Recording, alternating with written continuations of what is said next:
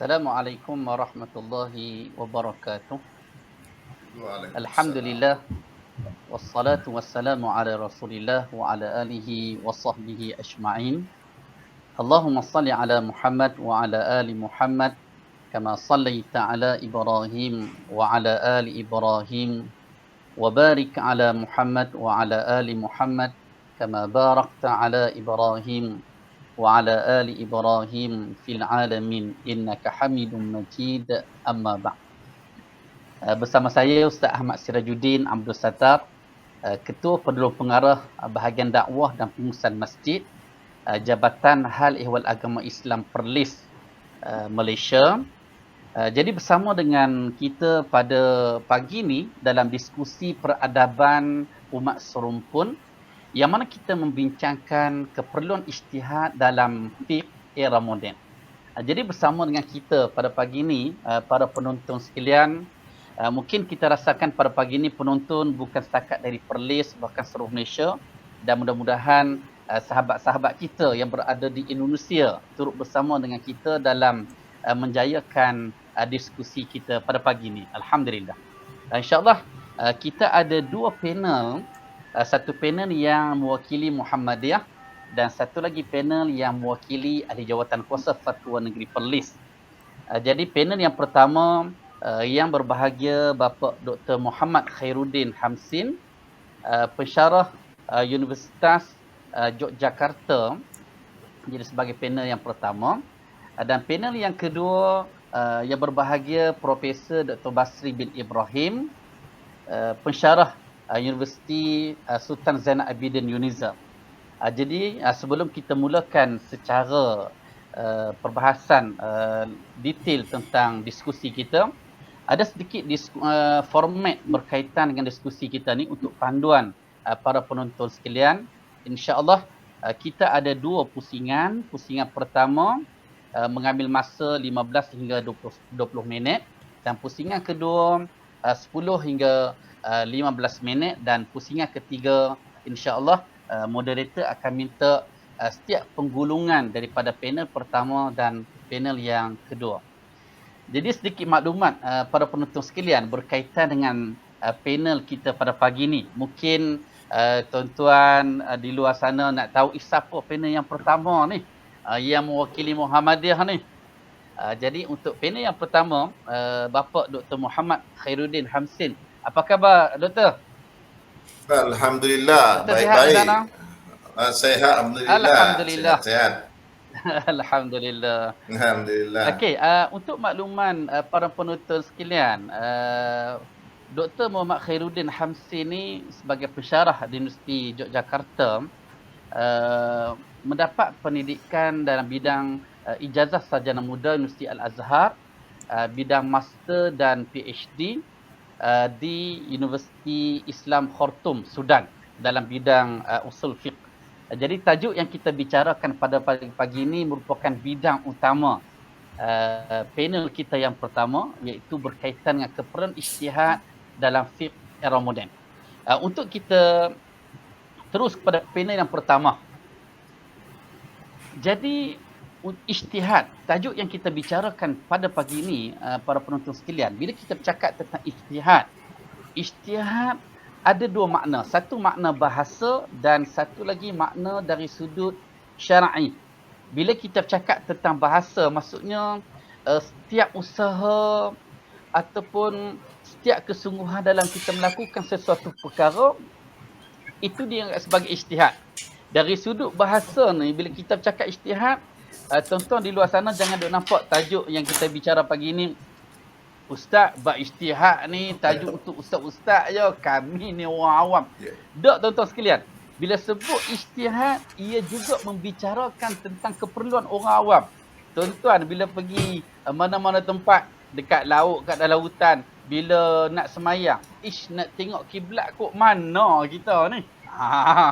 Kan? Mungkin sebagai orang dia ada kepandaian di sudut geografinya, dia boleh tahu arah matahari naik, matahari terbenam. Itu ijtihad di sudut bahasa yang memerlukan kesungguhan kita, tidak kira sama ada kita alim ulama ataupun kita orang awam. Tetapi apabila kita bicarakan ijtihad dari sudut syarak, ini dia ada pengkhususan dia. Bagaimana curahan dari sudut usaha, tenaga, seorang mujtahid, maksudnya orang yang berada dalam bidang agama ini, bidang fiqh, bidang usul fiqh, bidang qawaid fiqhiyah. Jadi bagaimana untuk diistinbatkan hukum syar'i. Jadi inilah yang kita akan bicarakan untuk pusingan pertama, untuk panel yang pertama. Jadi minta Bapa Dr. Muhammad Khairuddin Hamsin cerita sikitlah kepada moderator sini dan termasuklah kepada para penonton sekalian. Kita nak dengar ni, apa yang dimaksudkan dengan ijtihad dan ilmu-ilmu yang diperlukan untuk kita berijtihad. Silakan Bapa Dr. Khairuddin. Okey, terima kasih. Assalamualaikum warahmatullahi wabarakatuh. Alhamdulillahirabbil alamin wassalatu wassalamu ala asyrafil anbiya'i wal mursalin wa ala alihi wasahbihi ajma'in wa ba'du. Terima kasih saya aturkan ke Ustadz Sirajuddin sebagai pengarah atau penunjuk daripada acara ini, dan juga kepada Yang Mulia Profesor Basri bin Ibrahim. Saya sangat merasa senang sekali dapat terlibat dalam acara yang sangat mulia dan sangat berberkah ini. Mudah-mudahan bahasa Indonesia yang saya gunakan dapat ditangkap atau dipaham oleh ikhwan atau saudara-saudara kita yang ada di Malaysia. Ini Ustaz Sirat, apa perlu saya share screen atau cukup saya cerita? Boleh nak share screen, rasa tak bercakap terus tak apalah, Bapa Dr. Khairuddin. Kita mungkin sebagai diskusi di sini. Okey. Jadi saya bercakap saja, tak usah share screen.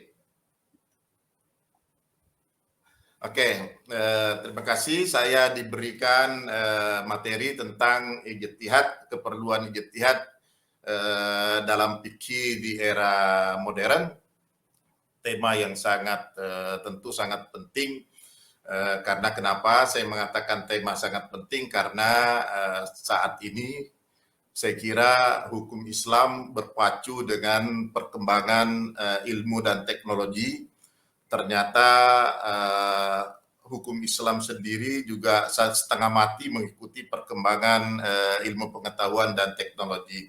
Oleh karena itu, maka gagasan untuk membuat acara yang sangat berbahagia ini sangat penting.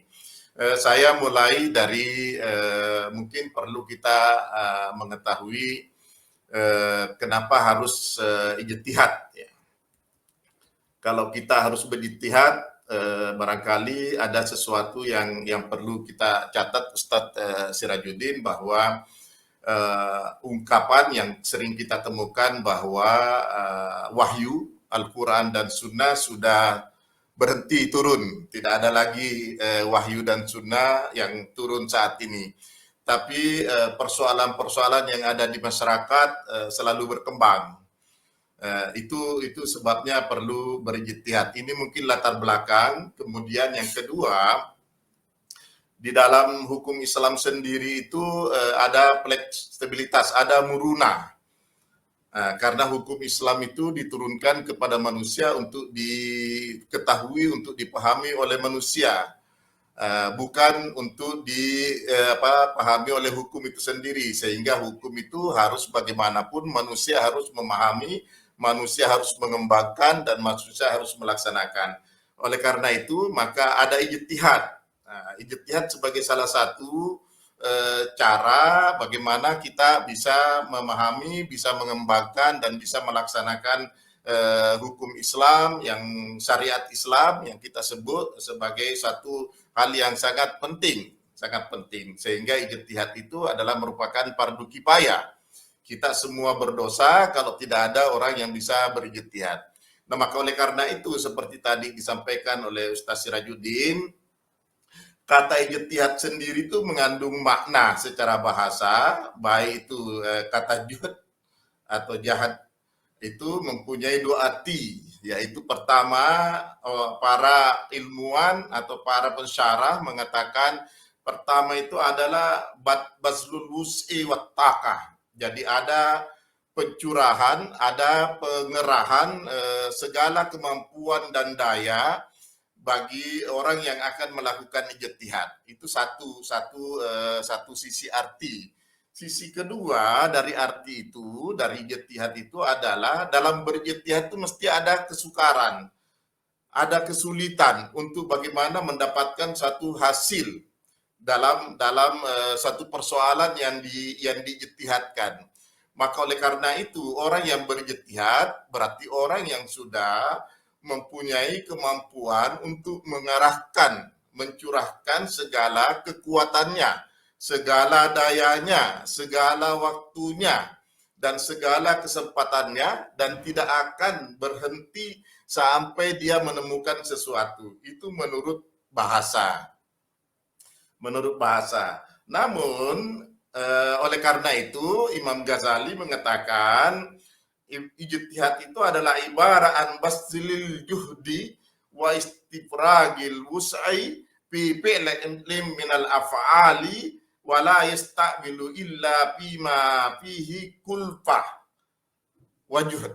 Jadi ijtihad itu adalah merupakan upaya dengan mengarahkan segala kemampuan, segala daya dalam melakukan satu perbuatan dan tidak akan didapat kecuali dia telah mendapatkan tantangan yang berat untuk mendapatkan itu. Jadi ada upaya. Jadi orang yang berijtihad menurut bahasa itu diibaratkan oleh Al-Isnawi, pensyarah dari buku Minhajul Usul fi Ilmil Usul, bukunya Bedawi, itu mengatakan orang berijtihad itu tidak seperti orang mengangkat batu kecil, tapi orang yang mengangkat batu besar yang secara pikiran itu, secara perasaan, orang itu tak mampu untuk menggerakkan batu itu, tapi dia mampu menggerakkan karena dia cerahkan segala kemampuannya untuk menggerakkan batu itu.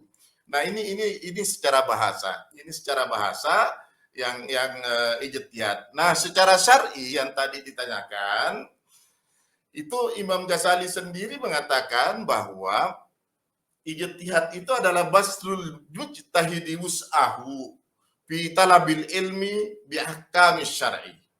Jadi sepengertian bahasa dengan pengertian syar'i menurut Imam Ghazali ini dalam Mustasfa tentunya bukunya itu adalah hampir sama, yaitu bagaimana seorang mujtahid, seorang faqih, seorang yang punya tanggung jawab dalam pensyarah hukum Islam itu melakukan suatu upaya untuk menemukan hukum, ya, dengan mencerahkan segala pengetahuannya. Jadi tidak berhenti untuk mencari. Sekalipun ada Syatibi mengatakan bahwa ijtihad itu bisa ta'li tahsilil ilmi. Ya, itu mencurahkan segala kemampuannya untuk mendapatkan ilmu. Ilmu di sini kita pahami bahwa kalau orang usul fikih mengatakan ilmu berarti ada sampai pada proses satu pembuktian atau satu keyakinan akan kebenarannya. Ya, satu keyakinan akan kebenarannya. Sekalipun Syatibi juga mengatakan awizanni, atau ada praduga atau ada sangkaan bahwa hukum itu sudah sesuai dengan yang diperlukan. Nah, ini Syatibi membuat batasan, membataskan dari definisi yang dibuat oleh Imam Ghazali, kemudian dikuatkan oleh Bedawi, hampir sama, dan oleh Syatibi, Imam Syatibi yang punya Al-Muwafaqat itu mengatakan istifragul wus'i li tahsilil ilmi. Jadi orang berijtihad itu orang yang mencurahkan segala kemampuannya untuk mencari, melakukan riset, melakukan pembacaan terhadap satu persoalan sampai pada tingkat ilmu. Nah, ilmu di sini bisa diartikan sampai pada tingkat kebenaran yang dapat dipertanggungjawabkan. Ya, bisa saja kebenaran itu menjadi satu keyakinan. Nah, kalau sampai pada satu keyakinan nanti mungkin sehingga orang mengatakan kalau al-ilmu atau sampai keyakinan itu dampaknya adalah apabila man kafara faqad man angkara faqad kafara. Kalau orang mengingkari kebenaran yang sudah diyakini kebenarannya, itu faqad kafara, dia melakukan kekufuran. Nah, beda dengan az-zanni. Ya, kalau masih tingkat az-zanni, orang bisa berbeda terkait dengan itu. Nah, oleh karena itu kedudukan ijtihad sangat penting. Kedudukan ijtihad khususnya di zaman modern ini sangat penting. Nah, kita orang Islam sering sekali melalaikan ini. Banyak sekali sekarang Ustaz Sirajuddin, sikap-sikap kita tidak didasari oleh dasar keilmuan yang dalam. Ya, banyak sekarang masalah-masalah yang diimpor, yang datang dari luar, masuk ke Malaysia, masuk ke Indonesia, menyalahkan orang-orang yang sudah berjuang untuk mendapatkan kebenaran itu dan menganggap dirinya lah yang paling benar. Ini kita bisa lihat dari hadisnya Muaz bin Jabal ketika diutus oleh Rasulullah SAW ke Yaman. Nah, itu ada semacam ujian yang dilakukan oleh Rasulullah kepada Muaz untuk mengetahui Muaz ini mempunyai kemampuan untuk berjihad atau tidak. Ya, sampai dia mengatakan iza'ar adalah qada. Kalau ada sesuatu yang datang kepadamu persoalan, bagaimana kamu memutuskannya? Nah, kan? Muaz mengatakan aqdi bima fi kitabillah. Saya akan memutuskan sesuai dengan apa yang ada dalam Al-Quran. Nabi Muhammad meyakinkan kepada Muaz bahwa tidak semua persoalan ada dalam Al-Quran. Bagaimana kalau kamu tidak temukan di dalam Al-Quran? Muaz mengatakan aqdi bima fi sunnati Rasulillah. Saya akan memutuskan sesuai dengan apa yang saya dengar, apa yang saya lihat dilakukan oleh Rasulullah, apa yang saya ketahui tentang apa yang diputuskan oleh Rasulullah. Rasulullah mengatakan lagi, tidak semua persoalan ada dalam sunnah. Bagaimana kalau kamu tidak dapatkan? Lantas Muaz mengatakan, aja tahidurai. Saya akan berijtihad sesuai dengan kemampuan tanggung jawab saya sebagai pensyarah agama untuk bagaimana mendapatkan satu keputusan hukum terhadap persoalan-persoalan masyarakat. Memang hadis ini, Pak Sirajuddin, itu dilemahkan oleh Albani. Ya, tetapi hadis ini digunakan oleh semua pensyarah. Jadi penulis-penulis semua terkait dengan ijtihad itu hadis ini dijadikan sebagai motivasi. Ya, dijadikan sebagai motivasi. Hanya Albani yang mengatakan hadis ini dhaif. Ada hadisnya Bukhari dengan Muslim yang saya kira hadis ini tidak dimiliki oleh agama lain. Kita orang Islam yang punya. Bagaimana hadisnya? Hadisnya Amr bin As, ya, yang mengatakan bahwa mendengarkan Rasulullah sallallahu alaihi wasallam, annahu sami'a Rasulullah sallallahu alaihi wasallam qala, "Iza hakamal hakimu" atau "Iza tahadal hakimu fa asaba falahu ajran wa iza akhta'a falahu ajru wahid." Ya, jadi seorang pemutus perkara, kalau dia mencurahkan kemampuannya, segala dayanya, segala ilmunya untuk menemukan satu hukum dan hukum yang diputuskan itu benar, maka dia dapat 2 pahala. Tapi kalau salah, dapat 1 pahala. Ini satu persoalan, Pak Sirajuddin. Loh, orang yang salah dapat 1 pahala. Bagaimana bisa? Orang yang salah itu mestinya dapat sanksi, dapat hukuman. Sekurang-kurangnya orang yang salah itu dimaafkan kesalahannya.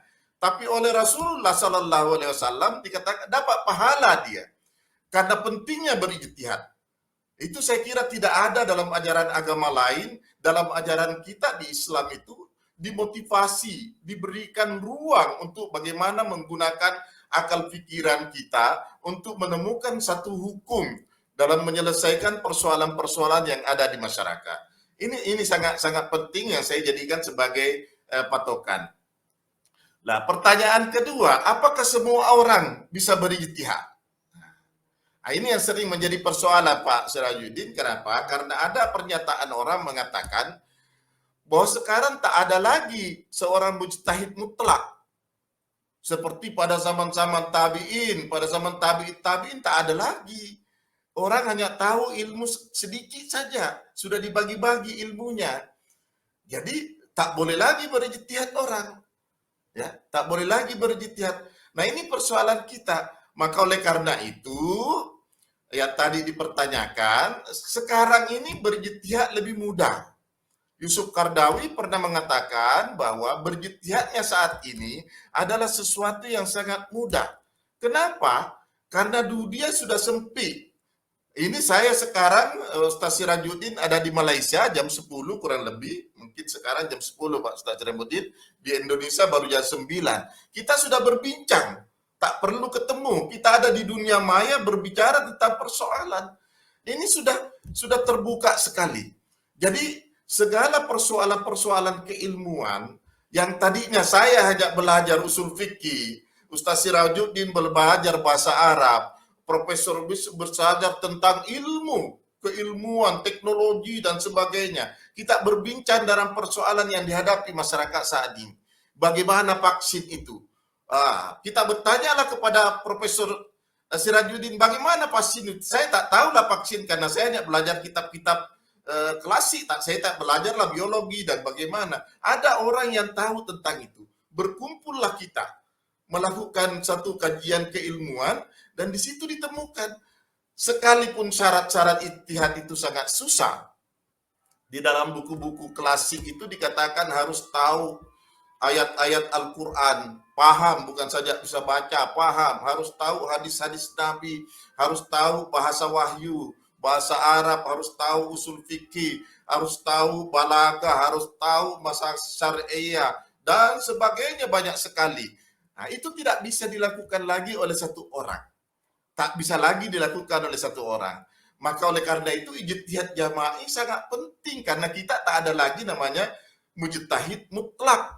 Bahkan mungkin saja tak ada kita lagi mujtahid mazhab yang ahli tentang mazhabnya Syafi'i secara totaliti, yang ahli tentang ijtihadnya Maliki secara totaliti, yang ahli ijtihadnya Hanafi, Imam Abu Hanifah secara total. Tak ada lagi. Dicampurlah di situ, persoalan itu ada, saling memberikan. Maka oleh karena itu ijtihad jama'i itu sebenarnya hanya mengalihkan dari ijtihad individu, kemampuannya Profesor Bisri terhadap keilmuan itu dikumpul dengan kemampuannya Ustaz Sirajuddin yang ahli bahasa, dengan saya yang mungkin pernah belajar usul fikih, ada lagi yang ahli tentang di medis, kedokteran, ekonomi, dan sebagainya, dikumpullah jadi satu, kita melakukan tasyawur. Ya, at-tasyawur. Kita berbincang di situ. Kita berbincang untuk apa? Istibragul wus'i li talabil ilmi bil ahkam syari'iyah. Nah, itu bagaimana kita sama-sama tidak lelah, tidak capek mencari kebenaran untuk satu keputusan hukum secara bersama-sama.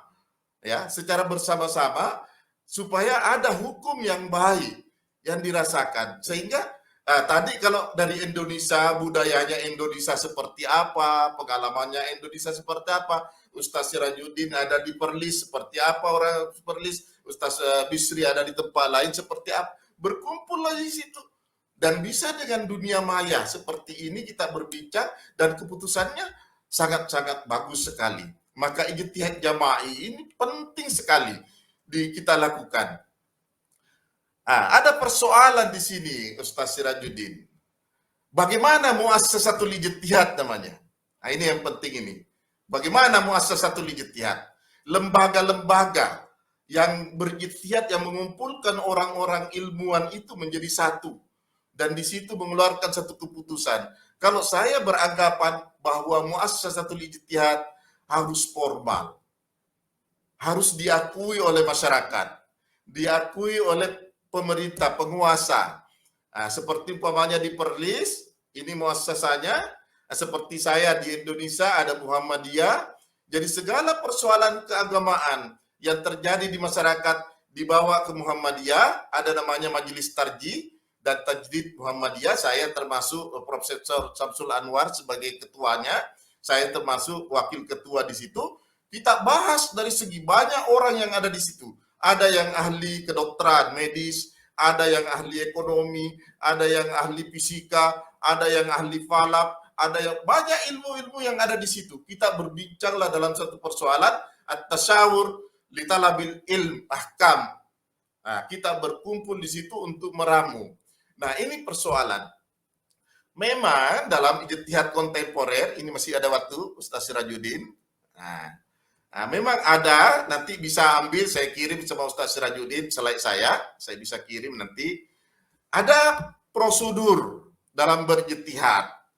Ada prosedur yang di luar syarat-syarat ilmu tadi, ilmu lugah Arabiyah, ilmu kitabul Al-Quran, tentang Al-Quran, fikul kitab, ada ilmu fikus sunnah wa ulumu, ya ada fikul Quran wa ulumu, ada fikus sunnah wa ulumu, ada ala balaga, ada mantik, ada usul fikih, ada maqasid, ada fikul waqi. Ada prosedur teknis yang sekarang para ahli hukum kontemporer mengatakan paling tidak ada 8 persoalan yang harus dilalui dalam berijtihad. Mudah-mudahan nanti Ustaz Bisri bisa mensyarah lebih banyak. Yang pertama ada namanya tasawwurul masalah.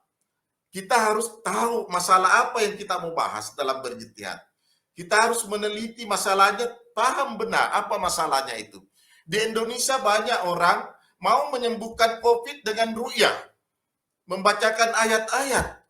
Ya mestinya itu dicari apa persoalannya COVID-19 ini, virus ini apa. Berbicara orang medis, apa benar ini sama dengan demam biasa atau tak sama. Dicari. Ini tasawwurul masalah. Ada identifikasi masalah. Kemudian yang kedua, setelah identifikasi masalah, ada namanya fikul waqi. Memahami realita yang ada. Fikul waqi ini penting. Karena kalau salah prediksinya di fikul waqi, nanti salah di fatwanya. Ya. Dari fikul waqi itu nanti masuklah namanya ke fikul nusus. Baru baca Al-Qur'annya seperti apa, bagaimana memahami Al-Qur'annya, hadisnya seperti sunnahnya seperti apa, bagaimana memahami sunnahnya. Ini. Setelah fikul nusus, nanti baru fikul maqasid. Bagaimana memahami maqasidnya.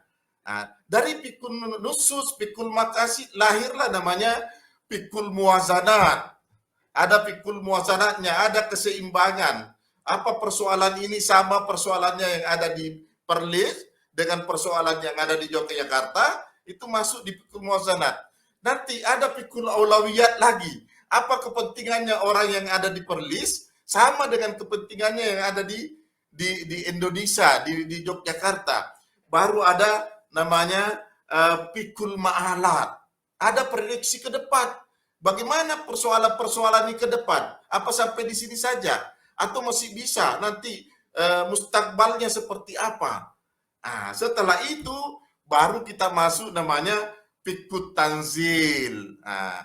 Nususnya ditemukan hadis ayatnya, maqasidnya sudah ditemukan, muasadatnya sudah ada, aulawiyatnya sudah ada, mu'alatnya juga sudah ada, ditanzil lah. Mulai proses dikaji, ditasawur, barulah menjadi fatwa, barulah menjadi hukum. Itu persoalan-persoalan dalam prosedur-prosedur yang ada dalam secara matematika. Kita di Muhammadiyah, sedikit Ustaz Sirajuddin sebagai sharing saja, bahwa di dalam COVID ini kita sudah mengeluarkan banyak sekali fatwa.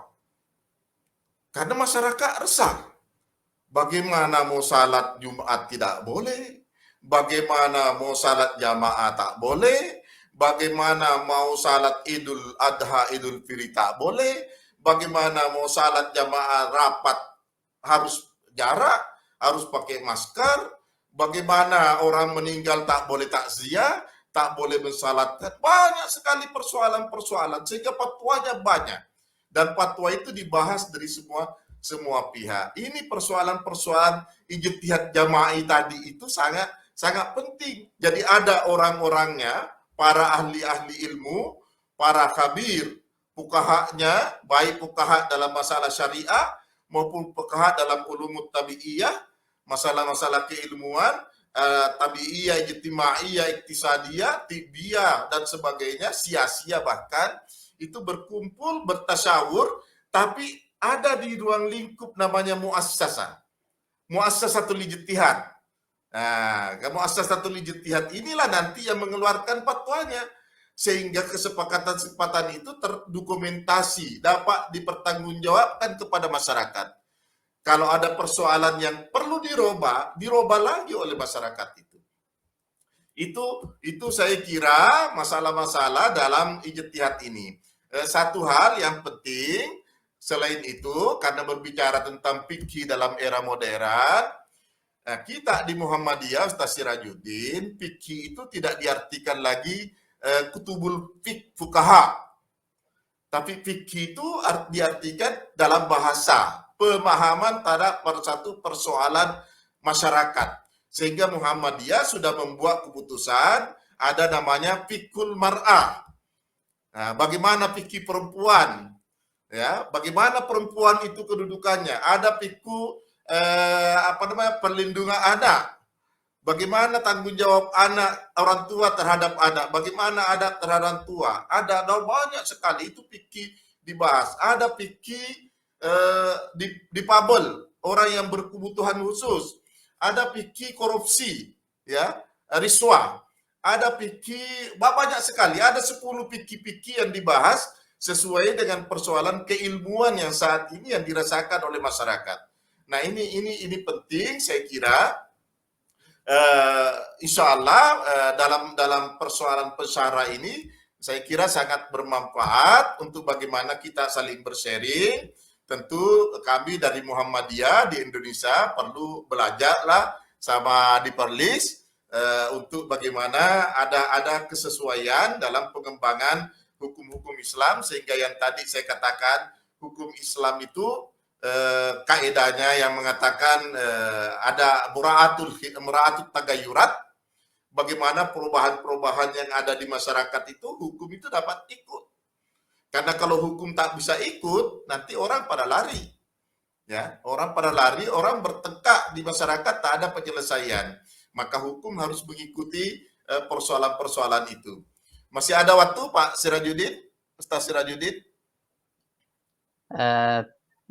Masa dah mencukupi untuk pusing yang pertama. Nanti kita dalam diskusi. Boleh sambung pusing yang kedua. Terima kasih. Terima kasih panel yang pertama. Terima kasih Dr. Muhammad Khairuddin, panel mewakili Muhammadiyah atas persoalan tentang ijtihad dan ilmu-ilmu yang berkaitan. Saya tertarik apa yang Bapak Dr. Muhammad Khairuddin sebut tadi tentang apa yang disebut oleh Nabi SAW dalam hadis yang direkodkan oleh Al-Bukhari dan Muslim rahimahumallah.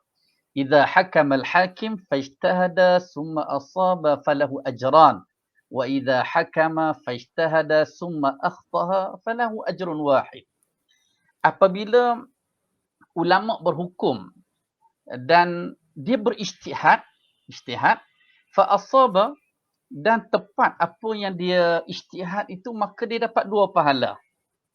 Kemudian dia berhukum dengan sesuatu hukum yang mana dia berijtihad, summa akhtaha, dia tersilap dalam ijtihad dia, maka Nabi kata falahu ajrun wahid, maka dia mendapat 1 pahala. Jadi isu inilah menyebabkan kadang-kadang orang sebut boleh berijtihad lah. Cuma dia tidak memahami ilmu-ilmu yang diperlukan untuk seseorang itu boleh berhukum. Sebab dalam hadis yang lain, untuk tuan-tuan perempuan yang berada di luar sana, penonton kita yang menonton diskusi pada pagi ini, ada Nabi sebut 3 golongan seperti yang diriwayatkan oleh Abu Dawud. 3 golongan, seorang yang mengetahui, yang berilmu, berijtihad, ni golongan yang masuk syurga lah.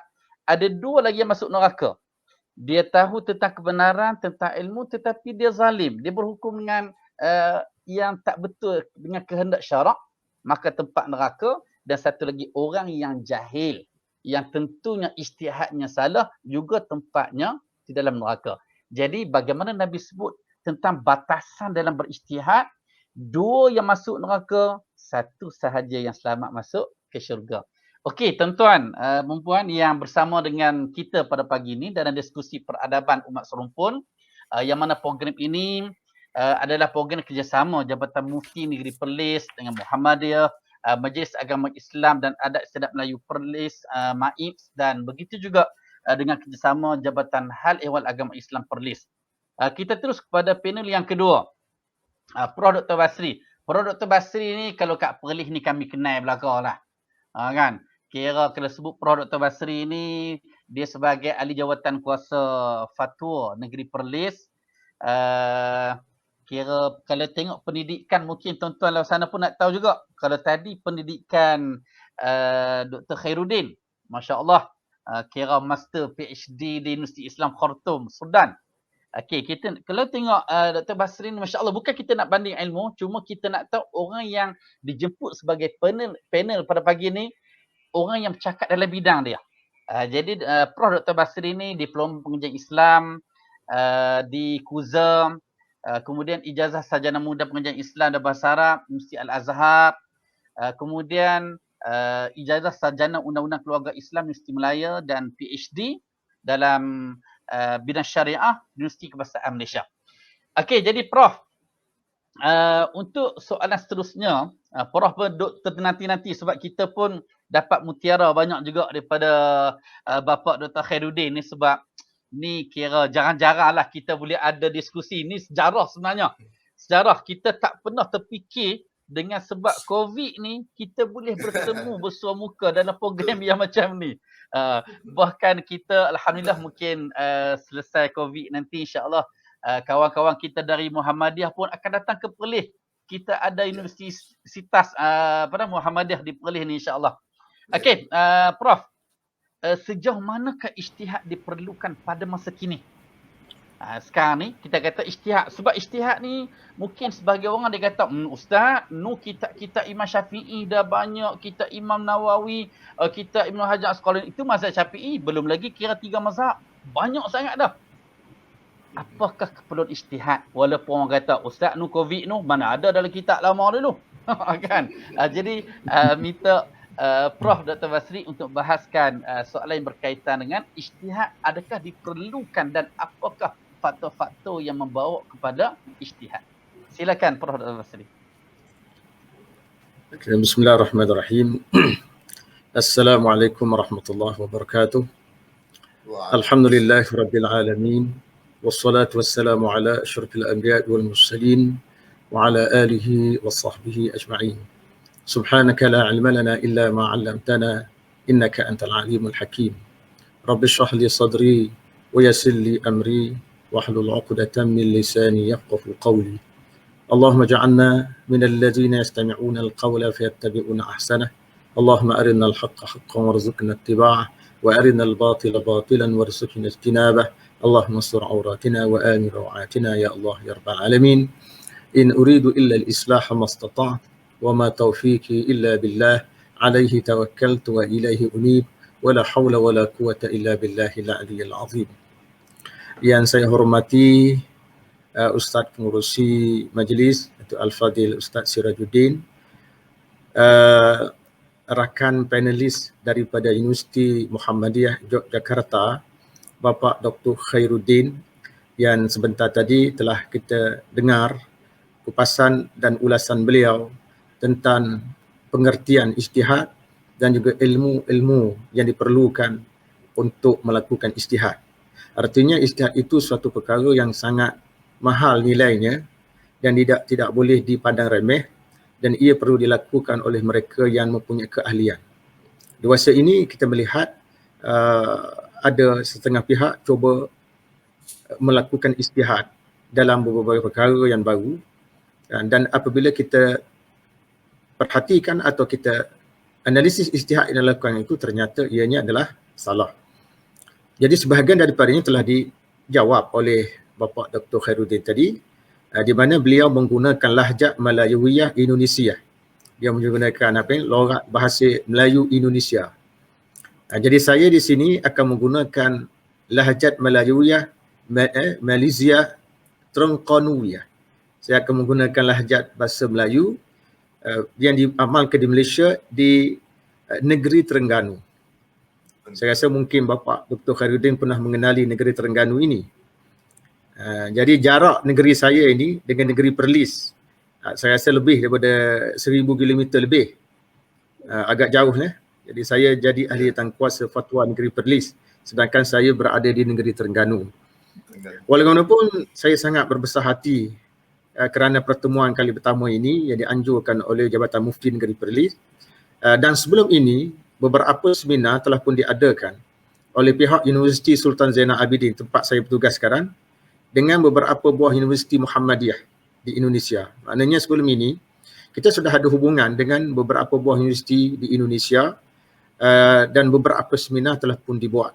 Wakil-wakil kita pernah pun pergi ke Indonesia dan wakil-wakil dari Indonesia juga pernah menghantar wakil mereka ke Universiti Sultan Zainal Abidin di Terengganu. Jadi saya mengharapkan mudah-mudahan Bapak Dr. Khairuddin boleh datang tempat saya lah satu ketika nanti di Universiti Sultan Zainal Abidin, sebab kita dah ada hubungan dengan gerakan Muhammadiyah ini daripada dulu lagi ni. Baik. Seterusnya kita pergi kepada soalan yang ditanya oleh pengurusi tadi, iaitu berkaitan dengan apakah zaman sekarang ini boleh lagi kita nak melakukan ijtihad. Saya suka menjawab, memandangkan banyak berlaku isu-isu baru di dalam masyarakat, maka ijtihad akan berjalan dan dia akan berjalan sampai kepada hari kiamat. Bukan setakat ini sajalah, dia akan berjalan terus sampai kepada hari kiamat. Cuma ijtihad itu perlu dilakukan oleh mereka yang mempunyai keahlian. Kerana kalau tidak dilakukan oleh mereka yang mempunyai keahlian, maka kita bimbang ijtihad yang dibuat tadi akan mencemarkan imej syariat Islam itu sendiri. Nanti masyarakat akan kata jawapan-jawapan kita tadi tidak memenuhi dan tidak menjawab keperluan masyarakat. Maka oleh kerana itu Al-Imam dia sebut di dalam kitab Al-Furuq misalnya. Imam Al-Qarafi menyebut dalam kitab Al-Furuq, Al-Qarafi menyebut dalam kitab Al-Furuq, apabila kita menyelesaikan masalah-masalah masyarakat, maka kita tidak boleh bergantung kepada fatwa-fatwa lama yang mungkin dikeluarkan untuk menyelesaikan masalah yang berlaku pada waktu itu dan bukan berlaku pada waktu kita, pada waktu sekarang. Jadi kalau fatwa itu dikemukakan semula dan kita menjawab dalam bentuk kehendak masyarakat waktu itu dan kita mengabaikan kehendak masyarakat pada waktu sekarang, maka Imam Al-Qarafi menganggap itu adalah satu bentuk jenayah. Nampak tak? Di situ kita melihat menjawab persoalan agama, menyelesaikan jalan agama ini satu kerja yang mulia, tapi tiba-tiba dianggap oleh Imam Qarafi sebagai jenayah. Dari sudut apa? Dari sudut tidak menyelesaikan masalah masyarakat. Sebab kita menggunakan teks dia dalam konteks zaman dia dan kita tidak meraihkan teks itu di zaman kita. Sebab itu fatwa itu perlu kepada ahli, dan ahli itu telah disebut oleh Bapak Dr. Khairuddin perlu meraihkan apa yang dinamakan sebagai fiqhul waqi' di samping fiqh-fiqh yang lain. Itu yang pertama. Jadi dari sudut keperluan ijtihad zaman sekarang memang diperlukan, dan saya nampak bahawa setiap bulan ijtihad dilakukan oleh jawatankuasa jawatan fatwa negeri di Malaysia ini, termasuk yang dikeluarkan oleh jawatankuasa fatwa Perlis. Walaupun jawatankuasa fatwa Perlis ini dia agak berbeza sedikit dengan yang diamalkan oleh negeri-negeri lain yang ada di dalam Malaysia ini. Tuan-tuan puan-puan yang dirahmati Allah sekalian, itu adalah merupakan jawapan saya yang pertama. Yang kedua, apakah faktor yang boleh kita kaitkan kenapa perlu ijtihad masa kini untuk menyelesaikan masalah-masalah baru yang berlaku? Sebahagian sedikit daripadanya telah disentuh dan dibicarakan oleh Bapak Dr. Khairuddin tadi. Jadi saya tambah lagi. Pertama sekali dia ada beberapa faktor. Faktor pertama kerana berlaku perubahan yang besar dan ketara kepada kehidupan bermasyarakat, siasah mahalliyah ataupun siasah dauliyah. Berlaku perubahan besar kepada kehidupan bermasyarakat, politik tempatan dan juga dunia. Jadi kita melihat hari ini satu perkara yang tidak dapat kita nafikan, zaman kita ini adalah merupakan zaman pasca modernism yang telah menyaksikan berbagai-bagai perubahan besar dalam kehidupan bermasyarakat, politik dan juga kebudayaan. Ini memerlukan masyarakat Islam melihat semula beberapa ijtihad dan pendapat lama yang dikemukakan oleh para ulama dalam kitab-kitab mereka yang sudah dianggap tidak sesuai dengan keadaan zaman ini. Apalagi di sana ada kaedah yang menyatakan innal ahkama tataghayyaru bi taghayyuri al-azman. Hukum-hukum itu berubah mengikut perubahan masa. Ya, jadi jawapan yang kita kemukakan 200 tahun dahulu adalah berbeza dengan jawapan yang dikemukakan pada masa sekarang.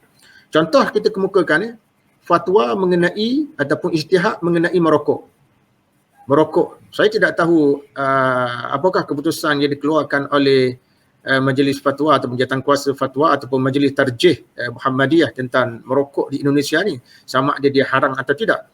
Tetapi dalam konteks Malaysia haram lah. Haram Ustaz, haram Ustaz. Ya, terima kasih. Di Malaysia kita juga memutuskan bahawa merokok itu adalah haram kerana berpegang dengan pendapat majoriti ulama dan juga melihat kepada kemudaratan yang ditimbulkan oleh merokok itu dalam konteks sekarang, di mana semua pakar-pakar perubatan memperakui merokok itu membahayakan kesihatan. Sehingga kan pada kotak rokok itu ditulis perkataan amaran oleh kerajaan Malaysia, merokok membahayakan kesihatan. Jadi di situ kalau merokok itu harus, maka kerajaan tidak akan menulis perkataan sebegitu rupa. Kemudian walaupun begitu, saya dapat maklumat dari beberapa asatizah yang menetap di selatan Thailand, mereka masih lagi mengeluarkan fatwa mengatakan bahawa merokok itu harus. Mereka mengatakan merokok itu harus kerana ia telah disebut di dalam kitab Matlaul Badrain. Matlaul Badrain satu kitab Melayu lama yang dikarang oleh Syekh Daud Fatani, Syekh Muhammad Zin Al-Fatani. Jadi dalam kitab itu menyebut merokok itu adalah harus. Namun kalau kita melihat kepada kedudukan merokok yang dimaksudkan dalam kitab itu, ia difokuskan kepada rokok daun saja. Daripada daun nipah tanpa ada tembakau. Dan fatwa itu dikeluarkan atau ijtihad itu dikeluarkan 300 tahun dahulu. Itu sesuai dengan kehidupan masyarakat pada masa itu. Pada masa itu juga tidak dapat dikesan kemudaratan yang timbul daripada merokok itu sendiri. Tapi zaman kita ni zaman telah berubah. Ya, oleh kerana zaman itu telah berubah, pakar-pakar perubatan dapat mengesan merokok itu membahayakan kesihatan, maka fatwa terbaru dan ijtihad terbaru telah dikeluarkan. Bukan saja oleh ulama individu, bahkan dalam bentuk jawatankuasa fatwa, iaitu merokok itu adalah haram. Merokok itu adalah haram. Itu sebagai contohlah saya nak mengatakan bahawa berlaku perubahan ijtihad ataupun perubahan hukum mengikut keadaan perubahan masyarakat. Jadi kaedah di atas ini menjelaskan hukum-hukum syarak yang muncul daripada hasil ijtihad para ulama mengalami perubahan dari satu masa pada satu masa yang lain. Pendermaan dan pemindahan organ misalnya, yang kedua tadi saya sebut tentang isu merokok. Isu yang kedua, pendermaan dan pemindahan organ misalnya, merupakan isu ijtihad. Pemindahan organ manusia sebelum munculnya kemajuan dalam bidang perubatan dianggap sesuatu yang memudaratkan dan membahayakan kepada penderma. Tetapi sekarang, setelah mengalami kemajuan dalam bidang perubatan, dikira satu perkara yang mudah dan dijamin kejayaannya berdasarkan pengalaman. Kerana itu hukum perlu berubah disebabkan perubahan keadaan. Hukum haram menderma dan memindahkan organ pada zaman dahulu merujuk kepada sangkaan yang kuat, ghalabatul zan, yang ia boleh membawa kematian kepada penderma itu sendiri. Tetapi di zaman ini hukum ini telah berubah dan dikira harus, dan ia menjadi salah satu cara rawatan yang bermanfaat. Jadi di Malaysia, ijtihad telah dikeluarkan oleh para ulama kita menerusi muzakarah jawatankuasa fatwa kebangsaan mengatakan bahawa pendermaan dan pemindahan organ itu adalah harus dengan syarat-syaratnya. Begitu juga kita lihat kebanyakan ulama pada zaman pertengahan mereka menyebut wanita hanya sesuai menunaikan solat di rumah sahaja dan tidak perlu keluar ke masjid. Lebih-lebih lagi anak gadis. Menjadi kewajipan kepada bapa atau suami mengajar agama kepada mereka. Ini berlaku pada zaman pertengahan. Tetapi pada hari ini pendapat ulama sebegini tidak lagi sesuai kerana kaum wanita termasuk anak-anak gadis sudah pun keluar ke sekolah, universiti, ke pasar, tempat-tempat bersiar dan tempat-tempat kerja. Adalah satu perkara yang tidak munasabah lah kalau mereka diharamkan ke masjid, sedangkan dalam masa yang sama kaum wanita di dunia sudah pun berbondong-bondong menuju ke rumah-rumah ibadat mereka seperti wanita beragama Kristian, Yahudi dan juga penyembah-penyembah berhala agama Hindu, Buddha dan sebagainya lah. Tambahan pula, masjid di dalam Islam dia bukanlah satu-satunya tempat untuk melakukan ibadah. Bahkan ia juga merupakan tempat untuk penyebaran ilmu pengetahuan, pusat untuk mengeratkan hubungan dan tali perkenalan antara sesama umat Islam, malah juga bertindak pusat aktiviti. Ia menjadi tempat pertemuan orang-orang bandar dan orang-orang desa. Mereka mendalami ilmu, mempelajari adab dan tata susila, berkenalan dan saling bekerjasama di antara satu sama lain. Ia merangkumi orang-orang yang beriman, lelaki dan juga perempuan. Jadi realiti yang ada pada zaman kita hari ini menyaksikan saranan ulama pada zaman pertengahan agar ibu atau suami mengajar sendiri isteri atau anak-anak perempuan mereka jarang berlaku. Ibu bapa dan juga suami-suami sekarang sibuk dengan berbagai tugas di pejabat dan lain-lain dan tidak mempunyai kesempatan yang baik untuk mengajar dan mendidik isteri maupun anak-anak perempuan mereka dalam arti kata yang sebenar. Di samping mereka sendiri kekurangan ilmu yang berkaitan dengannya. Maka di dalam masa yang sama terdapat hadis sahih diriwayatkan daripada Ibnu Umar radhiyallahu anhu yang menyebut Rasulullah SAW bersabda la tamna'u ima Allah masajid Allah. Jangan larang hamba-hamba Allah daripada mengunjungi, iaitu hamba perempuan, maksudnya wanita-wanita lah. Jangan larang wanita-wanita daripada mengunjungi masjid-masjid Allah. Hadis riwayat Muslim dalam kitab as-salah, bab khuruj an-nisa ila al-masajid. Jadi kerana itu para ulama zaman ini memilih pendapat ulama yang mengharuskan wanita ke masjid dan melakukan aktiviti-aktiviti yang lain yang bermanfaat kepada masyarakat dan juga kepada umat. Dan pendapat inilah yang sepatutnya dipilih oleh ulama dalam konteks zaman kita. Itu yang pertama, faktor pertama saya sebut Tuan Pengerusi dan Bapa Dr. Khairuddin. Faktor pertama kenapa perlunya ijtihad disebabkan kerana berlaku perubahan yang begitu pesat di dalam masyarakat. Yang kedua kerana faktor ledakan ilmu. Saya mengharapkan Bapa Dr. Khairuddin memahami apa yang saya sebutkan walaupun saya bercakap dalam bahasa Melayu Indonesia. Bukan Indonesia, bahasa Melayu Malaysia. Ya, boleh faham tak? Boleh faham. Boleh, alhamdulillah. Terima kasih. Boleh. Jadi yang kedua faktor kedua ledakan ilmu pengetahuan yang begitu besar sekarang. Zaman kita ni zaman ilmu. Zaman kalau di Malaysia kita ada universiti awam, kita ada 21 buah universiti awam. Kita ada hampir mencecah 500 buah universiti swasta. Kalau di Indonesia saya dipahamkan Universiti Muhammadiyah saja hampir mencecah 80 begitu, Datuk. 164 buah universiti di bawah pertubuhan Muhammadiyah sahaja kan. Itu belum lagi yang melibatkan Nahdlatul Ulama, bukan?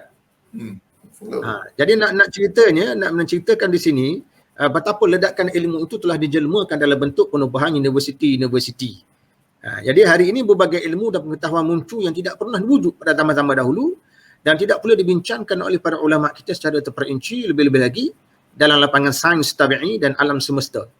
Ilmu pengetahuan baru ini berjaya mengesahkan banyak maklumat lampau berhubung dengan alam tabi'i, astronomi, kimia, fizik, perubatan, pembedahan, fungsi organ badan dan lain-lain. Jadi ini dibantu pula dengan penubuhan berbagai institusi pengajian tinggi, tempatan dan juga luar negara.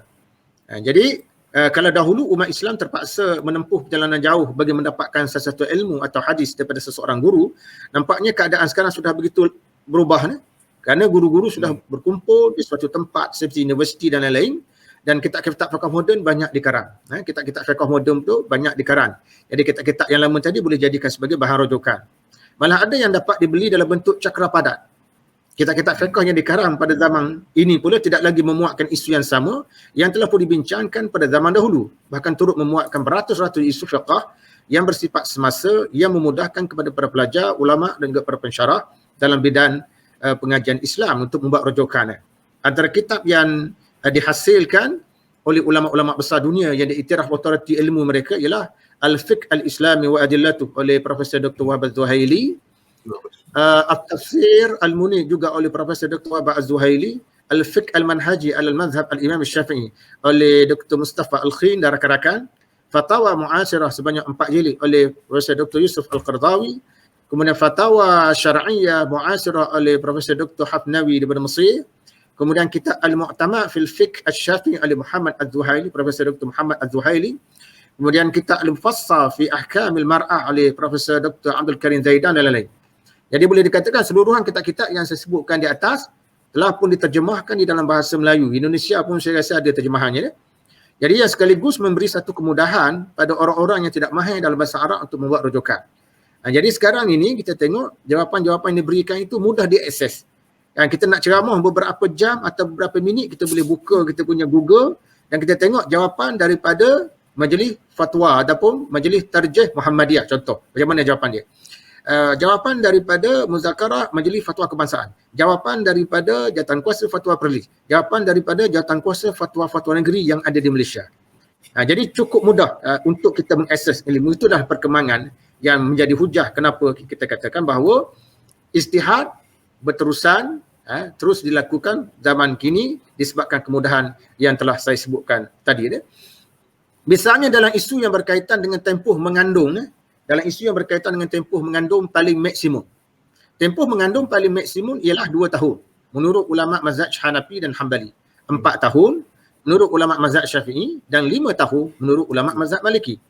Bahkan ada yang berpendapat 7 tahun. Jadi ilmu sains dan perubatan moden menolak pendapat-pendapat ini semua kerana tidak disokong oleh sebarang fakta dan juga kajian. Malah menurut Ibn Hazm tidak pernah didokong oleh dalil-dalil daripada Alkitab dan juga As-Sunnah. Maka oleh kerana itu beliau berpendapat perkara ini perlu dirujuk kepada kebiasaan mengandung yang berlaku dalam kalangan wanita, iaitu selama 9 bulan. Jadi saya berbincang dengan doktor-doktor pakar yang sempat saya temui di Malaysia ini, mereka bersetuju dengan pandangan Ibn Hazm.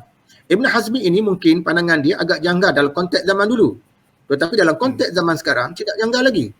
Kita tanya pakar-pakar perubatan, dia kata seorang perempuan yang mengandung ni, kalau dia mengandung kandungan dah sampai 9 bulan, dia tak akan tunggu lebih sampai jadi 10, jadi 11 bulan tak. Dia akan usahakan juga supaya perempuan itu melahirkan anak. Dia tak tunggu seperti yang dibahaskan oleh ulama mazhab Hanafi, Hambali, tunggu sampai kandungan itu matang menjadi 2 tahun, kandungan itu matang menjadi 4 tahun. Tidak begitu. Ataupun tunggu sampai kandungan itu jadi 5 tahun. Jadi, bukankah itu dia akan mengundang kemudaratan kepada isteri? Dan dalam Islam, kemudaratan itu perlu dibon. Dipanggil al-haraj marfu'. Kesukaran itu perlu dibendung. Ad-darar yuzal. Kemudaratan perlu dibendung. Dan kemudian, apabila timbul kesukaran, maka timbul kemudahan. Al-masyaqqatu tajibut taysir. Kesukaran mengundang kemudahan. Dan menurut Profesor Abu Zuhrah, realiti ilmu yang terdapat pada zaman ini tidak menyokong dakwah ulama-ulama yang mengatakan tempoh maksimum mengandung adalah lebih daripada 9 bulan. Realiti yang ada sekarang. Apalagi untuk menyokong pendapat yang mengatakan mencecah pada 7 tahun. Sebaliknya ilmu sains dan perubatan sekarang lebih menyokong pendapat yang mengatakan tempoh maksimum mengandung ialah 9 bulan sahaja. Kalau lebih daripada itu, tidak lebih daripada, kalau nak lebih sedikit pun, tidak boleh lebih daripada setahun. Dalam kalangan ulama terdahulu seperti Ibn Rushd, menyokong pendapat ini dengan mengatakan ia perlu dirujuk kepada kebiasaan dan pengalaman yang dialami oleh wanita-wanita yang mengandung. Itu faktor yang kedua. Saya tambah sekali lagi pengusi, faktor yang ketiga, kenapa kita teruskan perlu terusan berijtihad ini, yang ketiga kemunculan pakar dalam pelbagai bidang. Contoh kalau kita nak keluarkan ijtihad dalam masalah perubatan, kita panggil pakar-pakar perubatan, kita adakan mesyuarat dan kita dengar pendapat dia. Pada zaman moden ini muncul mereka yang pakar dalam pelbagai cabang. Cabaran ilmu seperti bahasa Arab, tafsir, hadis, fiqh, usul, perbuatan, kejuruteraan, astronomi dan lain-lain. Jadi kewujudan pakar-pakar ini sejajar dengan kewujudan pusat-pusat pengajian tinggi sama ada dalam negara maupun di luar negara, dan juga kemudahan yang disediakan oleh pihak berkuasa kepada pelajar untuk menyambung pelajaran ke peringkat ijazah tinggi. Jadi kewujudan pakar-pakar ini telah membantu menyelesaikan banyak isu. Jadi nanti dalam sesi kedua nanti saya jelaskan bagaimana peranan pakar-pakar ini dalam mengeluarkan fatwa berkaitan dengan nak menghadapi pandemik COVID-19.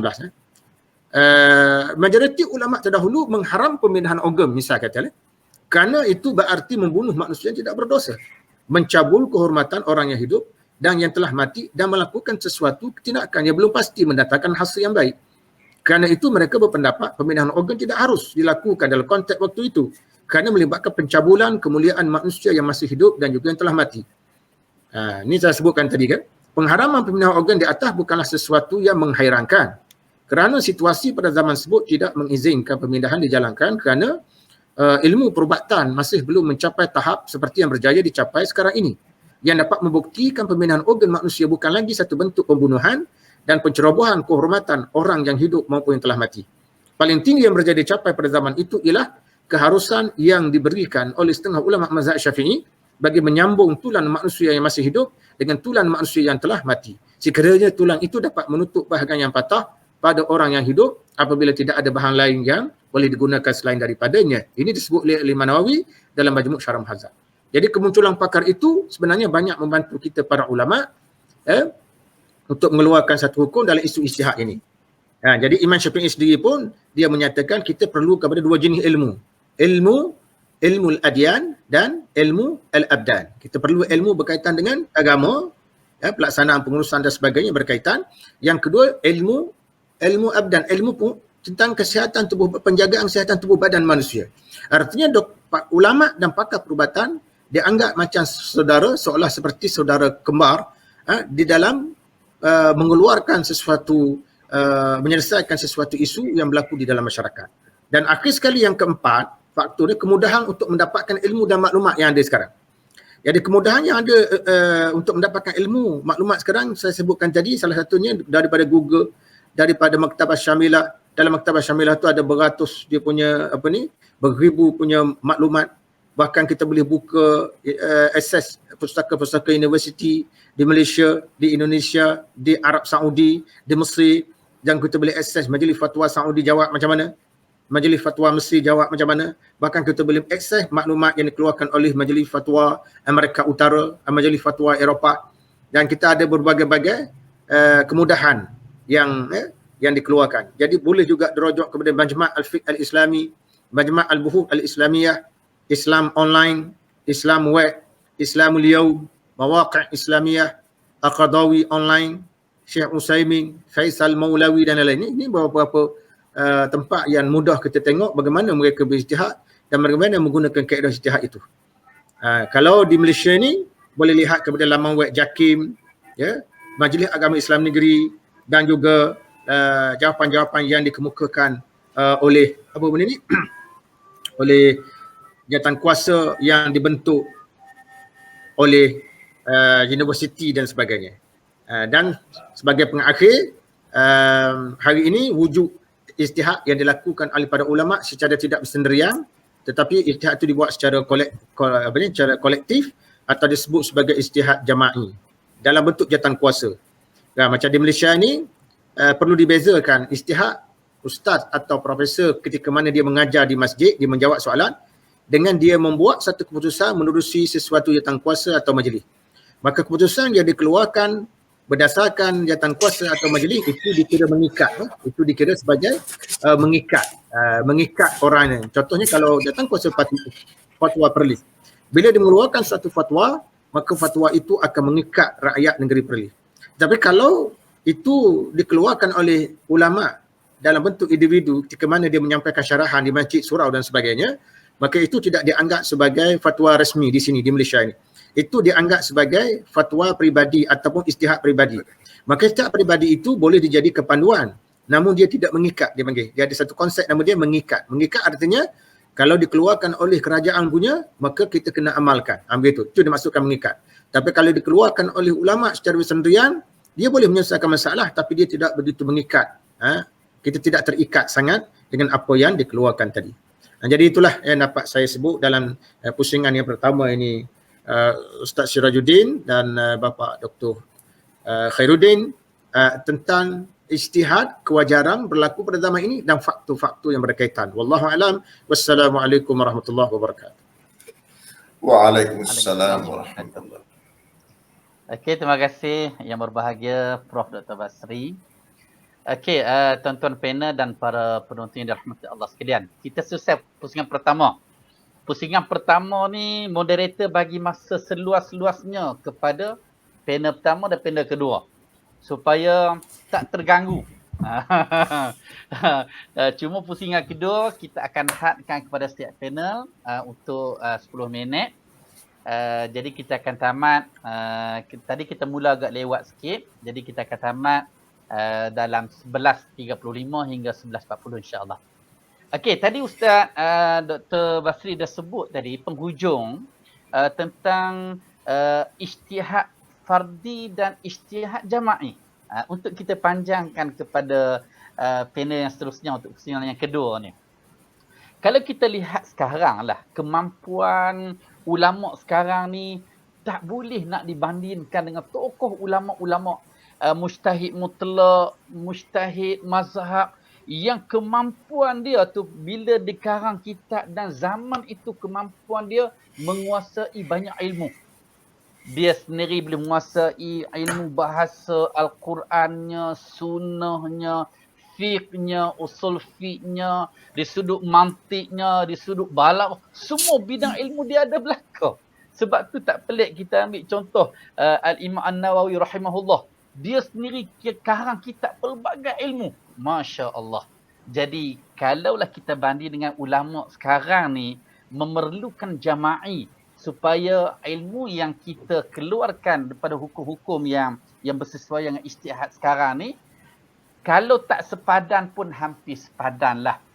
Ada 10 otak, ada 15 otak dalam jawatan kuasa. Jawatan kuasa fatwa Perlis ni, Bapak Dr. Khairuddin, kita ada hampir 15 orang. Yang ramainya rata-ratanya memiliki PhD dalam bidang masing-masing. Masya Allah. Jadi kita ada di Malaysia ni jawatan kuasa fatwa kemasaan menghimpunkan semua mufti. Kita ada 14 mufti dalam Malaysia ni dihimpunkan dalam jawatan kuasa melalui kita kata urustianya Jabatan Kemajuan Islam Malaysia, JAKIM. Jadi untuk Bapak Dr. Khairuddin, apa yang saya nak sebut di sini ialah untuk yang apakah yang dimaksudkan ijtihad jama'i ni? Kita faham dah ijtihad fardi ni ijtihad secara individu, dan ijtihad secara jama'i tadi pada pusingan pertama Bapa ada sebut tentang Majlis Tarjih Muhammadiyah. Dr. Basri ada sebut jawatan kuasa fatwa Perlis. Dia ada fatwa yang berbentuk pandangan hukum dan ada fatwa yang mengikat. Jadi dia seolah jawatan kuasa fatwa di Perlis ni satu badan yang berautoriti yang mengeluarkan hukum-hukum yang berkaitan dan disahkan dalam mesyuarat Majlis Agama Islam dan Adat Islam oleh Perlis. Silakan Bapak, apakah dimaksudkan ijtihad jama'i dan sejauh manakah kepentingannya pada zaman ni? Okey, moderator bagi 10 minit kepada Bapak Dr. Khairuddin. Silakan. Ya, terima kasih Ustaz Sirajuddin. Ijtihad jama'i yang ada sekarang seperti yang saya tadi katakan, sebenarnya dalam kajian tidak ada yang memberikan penafsiran atau definisi secara khusus tentang ijtihad jama'i dalam kitab-kitab klasik, ya, kitab-kitab seperti kitab-kitab usul fikih yang dikarang oleh Al-Ghazali, Imam Al-Ghazali dan sebagainya. Yang ada itu ada beberapa, seperti umpamanya Muhammad Sya'ban membuat buku Al-Ijtihad Jama'i, ya. Siapa lagi alumni, kalau tidak salah alumni Malaysia itu Mustafa Sanu atau siapa itu alumni Malaysia, IUM, kalau tidak salah dia punya itu Aliyatul Ijtihad Jama'i, kalau tidak salah bukunya itu.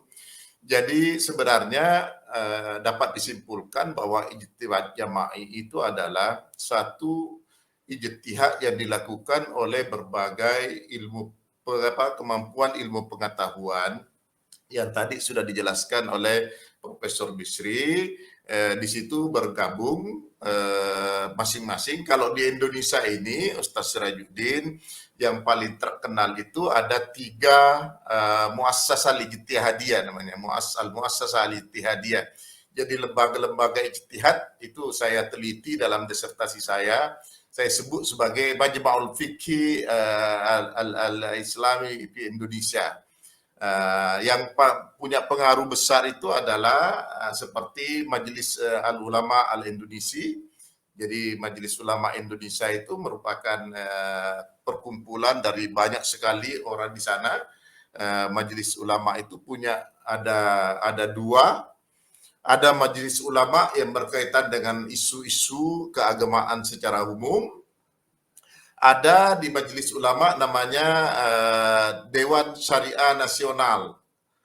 Di Majelis Ulama itu ada Dewan Syariah Nasional yang kita bisa bahasa Arabkan sebagai Al-Hay'ah atau Al-Murakabah Syara'iyah Al-Wataniyah. Ini khusus membahas tentang persoalan-persoalan bisnis dan keuangan Islam di Indonesia. Jadi itu ijtihad jama'i di mana ijtihad dilakukan dalam berbagai disiplin kemampuan ilmu pengetahuan. Yang kedua ada di Muhammadiyah yang saya tadi sebut sebagai Majlis Tarjih wa Tajdid. Kalau tadi disampaikan kita di Muhammadiyah itu ada namanya Majelis Tarjih dan Tajdid Muhammadiyah di tingkat pusat markazi. Yang seperti saya ini ada di tingkat markazi. Tapi ada lagi di tingkat-tingkat wilayah di daerah-daerah. Ada 33 markas markas pusat-pusat Muhammadiyah yang ada di wilayah ya. Kalau di Indonesia itu ada di provinsi-provinsi. Itu juga ada majelis tahjihnya. Nah, sama dengan yang ada di Nahdlatul Ulama yang namanya Bahsul Masail. Jadi bukan majelis tarjih tapi Bahsul Masail namanya kalau di Muhammadiyah. Jadi ada 3 muassasah ijtihadiyah ini melakukan kajian-kajian keilmuan di mana mereka masing-masing mempunyai manhaj. Masing-masing mempunyai manhaj, mempunyai panduan, dan panduan itulah jadikan patokan. Jadi kalau di Muhammadiyah sini, di Muhammadiyah di Indonesia, Ustaz Profesor Bisri itu saya kira hampir sama, tidak ada masalah, hampir sama. Saya kalau ditanya di pengajian itu adalah pendapat saya, boleh ikut, boleh tidak. Tetapi kalau putusan Majelis Tarjih Muhammadiyah itu putusan jama'i, di mana putusan itu dilakukan secara nasional,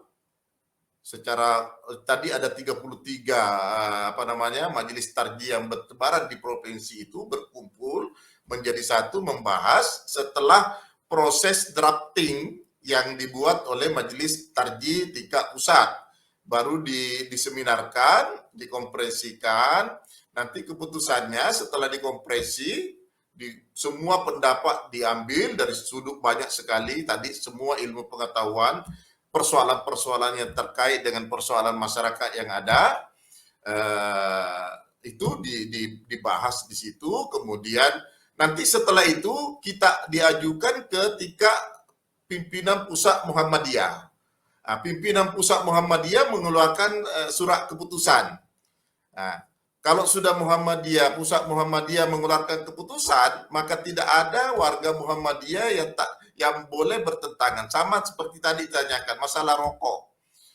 Nah, di Muhammadiyah dulu rokok masih banyak, sekarang tak boleh lagi. Semua perguruan tinggi, semua rumah sakit, semua sekolah-sekolah tak ada boleh merokok di sekitarnya. Kalau ada pensyarah yang ada di dalam merokok harus keluar dari itu karena ada aturan mengatakan rokok itu haram bagi Muhammadiyah. Jadi seperti itulah yang dilakukan. Jadi sangat mengikat. Tak boleh, kalau tidak mau mengikuti ya harus keluar dari persyarikatan itu. Itu ijtihad jama'i. Jadi ijtihad jama'i yang saya sebutkan di sini adalah memang ada beberapa hal Ustaz Sirajuddin yang menjadi isu dalam ijtihad jama'i ini. Ada persoalan-persoalan yang dirasakan masyarakat sehari-hari. Itu ada namanya di Komisi Fatwa. Jadi Komisi Fatwa yang tadi disebutkan itu berkumpul setiap hari Jumat membahas persoalan-persoalan masyarakat.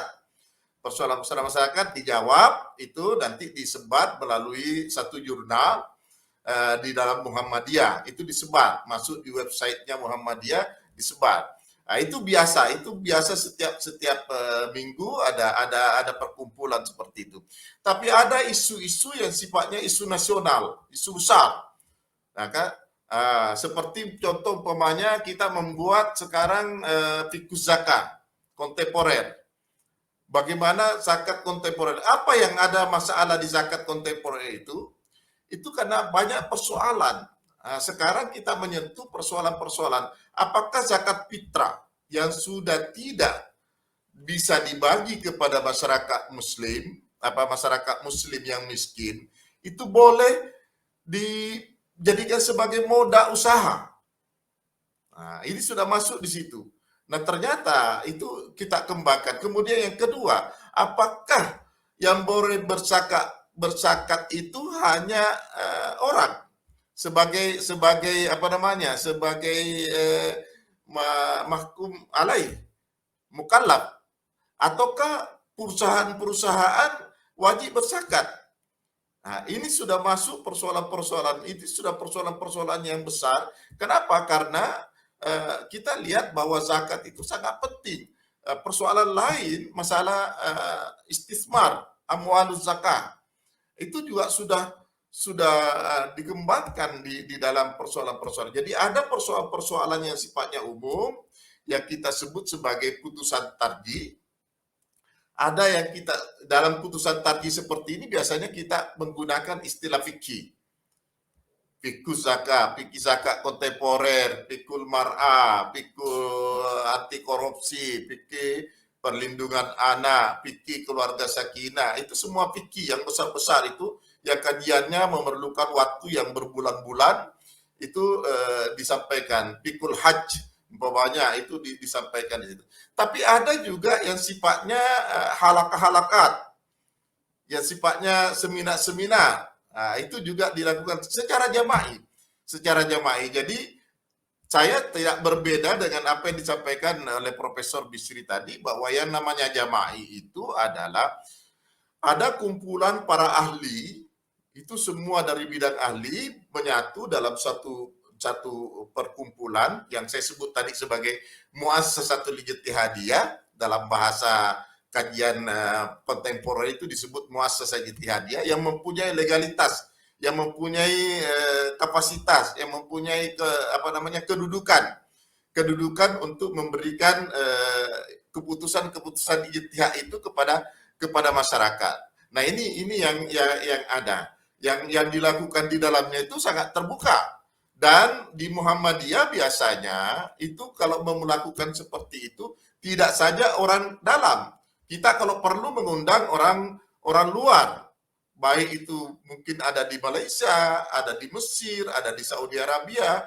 Apalagi sekarang ini Muhammadiyah itu punya cabang-cabang di luar negeri. Di Kuala Lumpur ada itu persatuan pimpinan cabang istimewa Muhammadiyah di Kuala Lumpur itu ada, di Singapura ada, di Mesir ada, di Yordania ada, di banyak sekali tersebar, di Australia, di Amerika, itu terlibat semua dalam persoalan-persoalan ijtihad jama'i yang saya tadi. Jadi ijtihad jama'i dengan fardhi itu sebenarnya tidak ada perbedaan, hanya ijtihad fardhi yang tadi dilakukan satu orang itu dikumpul jadi satu. Nah, untuk melengkapi supaya mujtahid mutlak atau mujtahid mazhabi itu dapat ada, maka tidak saja orang yang ahli agama, orang yang ahli ulum syar'iyah, tapi ulum tabi'iyahnya ada, ulum ijtimaiyahnya ada, ulum siyasiyahnya ada, ulum iktisadiyah ada, ulum tibiyah ada, semua ilmu-ilmu ada. Ilmu-ilmu ada. Contoh kecil, di Indonesia ini sering terjadi perbedaan antara Muhammadiyah dengan pemerintah terkait masalah isbat Ramadan, ya, isbat Idul Adha, Idul Fitri, itu terjadi. Nah, itu sebenarnya Muhammadiyah juga ada di Majelis Ulama. Tapi kita juga mengundang orang-orang yang dari Majelis Ulama datang ke Muhammadiyah untuk berdiskusi. Karena itu hanya persoalan perbedaan apakah melihat ru'ya tajarrud di ru'ya, istilahnya Yusuf Qaradawi itu melihat secara langsung atau melihat secara ilmu pengetahuan. Itu ada perbedaan-perbedaan yang mendasar di situ. Tapi semua lembaga-lembaga ijtihad yang ada di Indonesia yang ijtihad jama'i tadi itu tidak saling menyalahkan satu dengan lain. Muhammadiyah tidak pernah menyalahkan fatwanya Nahdlatul Ulama. Nahdlatul Ulama tidak pernah menyalahkan fatwanya Muhammadiyah. Muhammadiyah tak pernah menyalahkan fatwanya Majelis Ulama. Masing-masing mempunyai kedudukan di masyarakatnya. Itu saya kira yang pokok yang saya sampaikan. Yang penting yang saya garis bawahi di sini bahwa suatu hal yang mutlak sekarang seperti yang dikatakan oleh Profesor Bisri tadi, tak ada lagi satu alasan bahwa orang tidak berijtihad. Tak ada lagi. Semua sarana sudah ada. Ilmu pengetahuan sudah terbuka. Untuk mendapatkan ilmu pengetahuan sudah terbuka. Dan masa COVID ini kita tidak pernah berkumpul lagi. Tapi kita masuk di media. Di media Zoom, di media apa semua ada, kita berkumpul, berbicara. Kami setiap malam hari Senin malam itu Ustaz Sirajuddin mesti berkumpul, berbicara dalam persoalan keagamaan. Setiap hari Jumat berkumpul dalam persoalan keagamaan. Jadi tak pernah berhenti berbicara persoalan keagamaan, persoalan masyarakat. Karena kalau masyarakat tak dijawab persoalannya, dia lari ke Profesor Google. Bertanya ke Profesor Google, apa masalahnya ini? Nanti dijawab oleh Profesor Google, tidak tahu apakah yang menjawab itu paham tentang persoalan keagamaan atau tidak paham. Tadi Ustaz Bisri mengatakan, mungkin orang tak jahil yang disebutkan Ustaz Sirajuddin tadi itu ada bukti jahil. Itu dia dapat dari situ ilmunya. Padahal dia tidak tahu siapa berfatwa itu. Dan sehingga kita itu penting sekarang, karena dunia sudah terbuka. Tidak ada lagi alasan kita, saya kira, dimanapun merupakan tanggung jawab kita secara jama'i. Saya kira itu secara jama'i. Ya, maka oleh karena itu kedudukan fardu kifayah ini bisa lebih besar daripada kedudukan fardu ainnya. Karena kalau tidak ini kita membuat orang lain tersesat.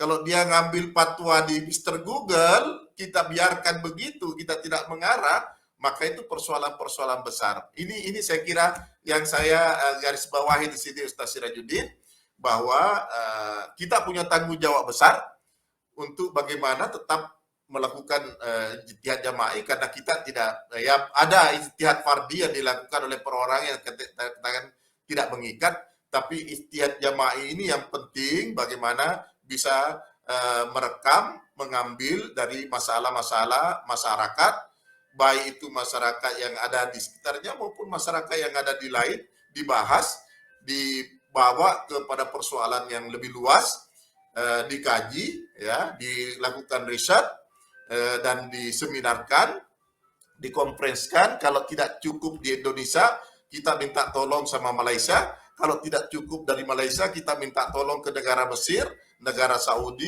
negara Amerika, negara manapun yang kira itu tak ada alasan lagi untuk kita tidak melakukan ijtihad jama'i. Nah, saya kira itu yang jawaban saya Ustaz Sirajuddin.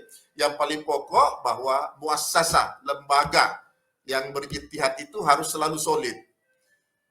Jangan membiarkan nanti anggotanya satu di sini tiba-tiba mengeluarkan pendapat di luar yang membingungkan masyarakat. Ini yang jadi masalah juga sering sekali Profesor Bisri, persoalan belum diputus, tiba-tiba dia berbicara kepada masyarakat. Oh, ini ada begini, Pak, itu masalah belum diputus oleh muassasanya, oleh lembaga yang di mana dia berijtihad itu, tapi sudah bocor kepada masyarakat. Bingunglah masyarakat. Bingung masyarakat. Nah, ini penting sekali. Memang kita dalam komitmen untuk berijtihad jama'i dengan segala ketentuan syarat-syarat yang tadi sudah disampaikan, saya kira oleh baik Ustaz Sirajuddin maupun Profesor Bisri. Saya kira itu penting untuk siapa lagi yang kita mau yakini. Saya kira permasalahan yang ada di sekitar kita, peradaban yang ada di masyarakat rumpun ini, Malaysia, Indonesia tidak terlalu jauh berbeda. Tapi kita tidak bisa juga mengikuti apa yang diputuskan di Eropa karena mungkin masyarakatnya berbeda di sana.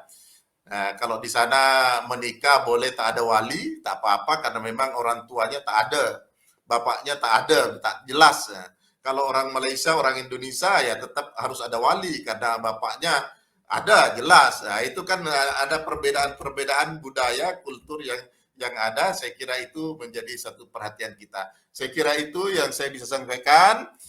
Tentu ini kesalahan, kalau salah dari saya, ya, kalau benar itu dari Allah Subhanahu Wa Taala. Jadi saya dengan rendah hati memohon apabila ada hal-hal yang kurang berkenan, mohon dimaafkan. Saya kira itu. Terima kasih. Assalamualaikum warahmatullahi wabarakatuh. Waalaikumsalam warahmatullahi wabarakatuh. Terima kasih Bapak Dr. Muhammad Khairuddin atas penjelasan yang Masya Allah, walaupun masa terhad tapi perbincangan tu agak detail dan saya rasa penonton di luar sana boleh memahami lah. Sebab bahasa Melayu kita serumpun ni hampir sama je Bapak. Kira kita pun banyak cerita dekat TV ni yang cerita Indonesia. Cerita Malaysia pun dah bawa pergi Indonesia pun banyak dah.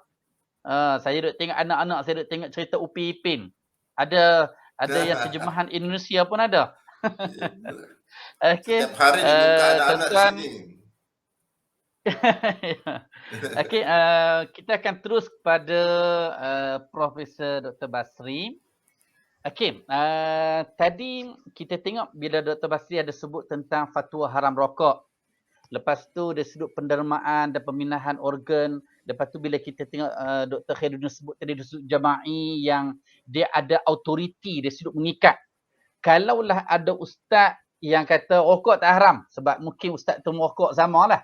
Kan? Tapi fatwa yang kata haram kita nak pakai yang mana? Ada orang kata vaksin ni dia ada unsur-unsur najis.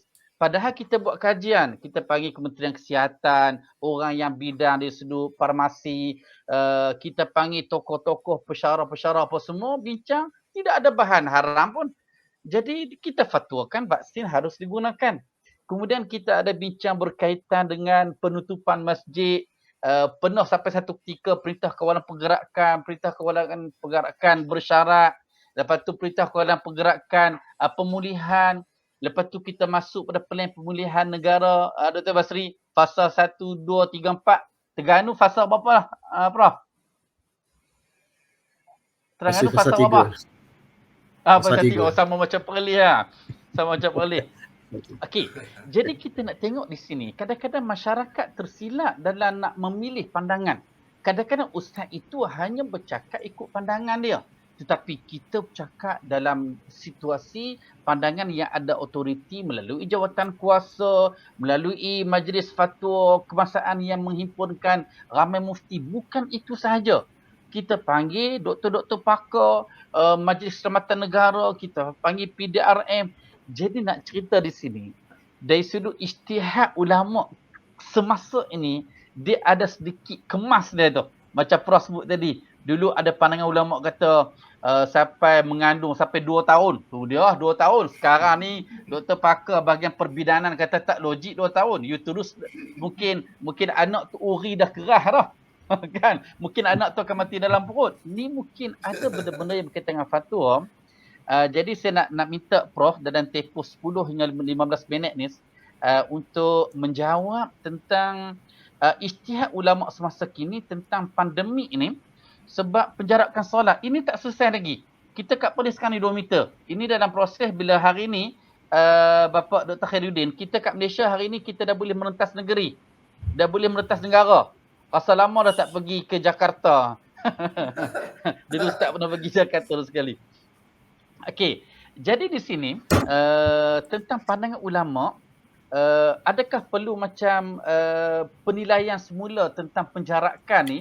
Mungkin ini pun ada kadar mudarat juga dengan sekarang ni dari sudut vaksin, 90% rakyat Malaysia dewasa dah vaksin. Lepas tu bawa sejadah sendiri, semua pakai mask. Mungkin 2 meter tu boleh dikurangkan 1 meter, boleh dikurangkan setengah meter. Lepas tu dari sudut jumlah jemaah mungkin dilihat kepada kadar PKP, kadar PPN pasal 1, 2, 3. Jadi boleh Prof jelaskan tentang keadaan ijtihad semasa ni dan seterusnya memberi suatu kesimpulan yang menarik berkaitan dengan diskusi peradaban umat serupun yang kita laksanakan pada pagi ni. Sila Prof Dr. Basri. Baik, terima kasih. Assalamualaikum warahmatullahi wabarakatuh. Alhamdulillah Rabbil Alamin. Salatu wassalamu ala rasulihil amin. Amma ba'd. Saudara Ustaz Sirajuddin selaku moderator, Bapak Khia Khairuddin dan selaku panelis yang pertama pada hari ini. Baik, sebagai satu contoh yang dikemukakan dalam soalan ini adalah berkaitan dengan fatwa berkaitan dengan vaksin COVID-19 dan perkara yang berkaitan dengannya seperti penjarakan solat, pemakaian pelitup muka ataupun masker. Pelitup muka kat Indonesia dipanggil masker dah. Di sini kita panggil mask masker. Di sini kita panggil mask sajalah dalam bahasa Inggeris, atau kita sebut pelitup muka. Dan ada kala-kala tertentu jumlah jemaat kita, bilangan ahli jemaat kita diterhadkan kepada 12 orang. Kadang-kadang dibesarkan sedikit kepada 40 orang, kadang-kadang kepada 50 orang. Begitulah sepanjang berlaku wabak pandemik COVID-19 ini. Cuma saya nak sebut fatwa tentang pandemik COVID-19 ini telah pun dikeluarkan oleh semua jawatan kuasa fatwa dunia, termasuk pada Amerika Utaranya, daripada Mesirnya sampai kepada Jordan, sampai kepada Indonesia, sampai kepada Malaysia, sampai kepada Filipina, sampai kepada Selatan Thai. Masing-masing dengan ahli jawatan kuasa masing-masing mengeluarkan fatwa tentang isu-isu yang berkaitan dengan wabak pandemik COVID-19 ini. Jadi dia misal kata fatwa yang dikeluarkan berkaitan dengan salah satunya adalah penjarakan solat. Penjarakan solat. Jadi peringkat awal dulu fatwa dikeluarkan di Malaysia mengharuskan solat itu dijarakkan. Dijarakkan dalam rangka 1 meter, dalam jarak 1 meter. Kerana menerima nasihat daripada pihak Kementerian Kesihatan Malaysia yang menyatakan boleh berlaku jangkitan apabila kita berada di dalam keadaan sah yang rapat. Maka pada masa itu setelah dibawa perkara ini di dalam jawatan kuasa fatwa dan dia ambil kira tentang fiqh maqasid, kaedah fiqh, hadis-hadis yang berkaitan, oleh kerana itu telah diputuskan bahawa hendaklah kita menunaikan solat pada waktu itu dalam jarak yang berbentuk 1 meter. Pada masa itu wabak pandemik berlaku dengan begitu pantas di negara kita. Tetapi alhamdulillah pada hari ini semalam kita semakin berkurangan. Jadi kerana itu ada ura-ura daripada cadangan daripada setengah pihak supaya melihat semula fatwa yang dikeluarkan oleh jawatan kuasa fatwa pada tahun lepas berhubung dengan penjarakan. Jadi kita katakan faktor penjarakan dulu adalah kerana pertama faktor untuk mengelakkan mudarat. Kerana di dalam hadis riwayat Ibn Majah menyebut la darara wala dirar. Hadis ini ada sahih, tidak ada kemudaratan dan tidak boleh memudaratkan orang lain di dalam Islam.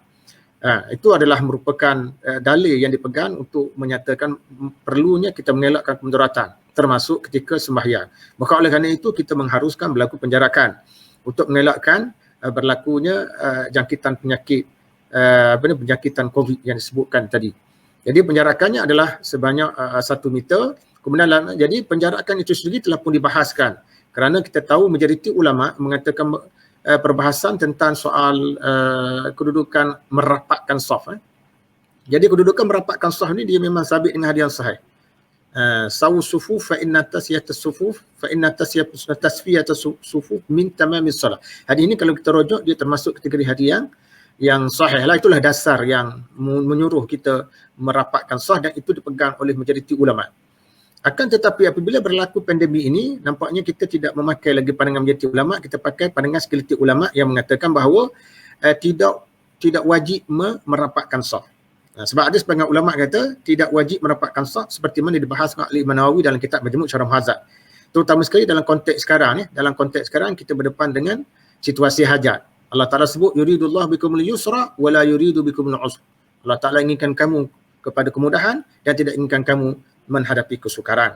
Jadi untuk mengelak begitu, maka pada masa itu penjarakan adalah dibenarkan dengan mengambil kira pandangan sebahagian ijtihad pada ulama terdahulu yang mengatakan bahawa merapatkan asas solat itu sesuatu yang tidak wajib. Jadi kita pakai pendapat itu buat sementara waktu kerana meraihkan kemaslahatan dan juga untuk mengelakkan daripada berlaku kemudaratan kepada ahli jemaah yang lain.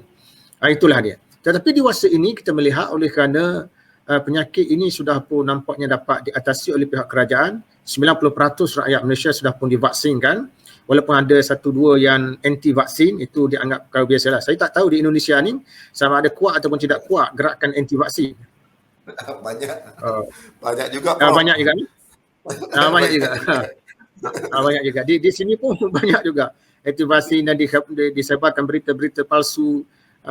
Sampai menyentuh soal alat kelamin kalau dia di injection atau disuntik dengan anti vaksin tadi menyebabkan alat kelamin manusia tu jadi semakin panjang dan sebagainya lah. Jadi saya pernah jumpa dengan doktor pakar. Saya pernah jumpa doktor pakar dan saya tanya doktor pakar tu yang pada masa tu dia baru divaksin.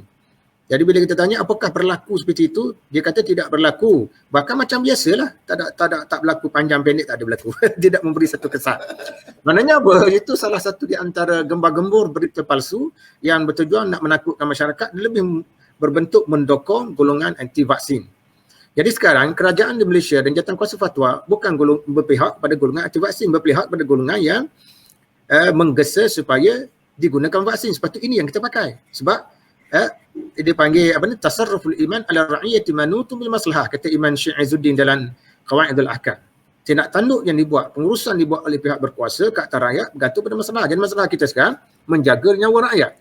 Jadi fatwa pertama tadi adalah menjaga penjarakan ni. Jadi sekarang ni bila benda tu dah berkurangan, ketimbul cadangan dan gesaan supaya dilihat kembali fatwa ni. Saya secara peribadi oleh kerana benda ni belum dibincangkan di dalam nyata fatwa, saya secara peribadi menyatakan bahawa fatwa tentang penjarakan itu perlu ditengok, perlu dilihat semula.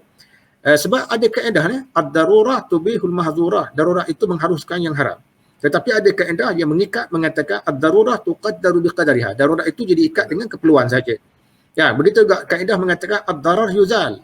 Tapi ada kaedah lain yang lebih mengikat kaedah ini, disebut ad-darar la yuzalu bid-darar. Kemudaratan tidak boleh dihilangkan dengan melakukan kemudaratan yang sama.